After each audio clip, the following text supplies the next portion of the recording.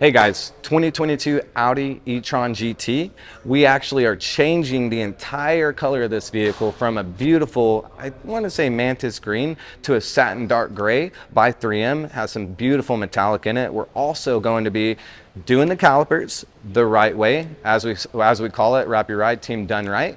And then of course we're going to be adding window tint, and we're going to be adding a couple of other little flares to it, like powder coating the wheels.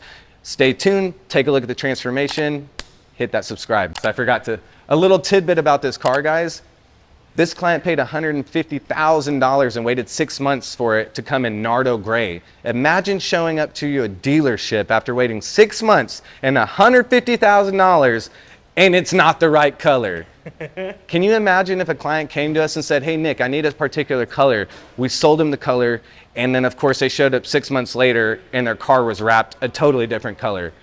How do they get away with it, right? I mean, it's crazy. We want to go above and beyond the call of duty for our clients and just get it right the first time, all right guys? So if you ever have an issue, you make an allocation purchase and it's not the right color, bring it straight to us, we'll get you taken care of.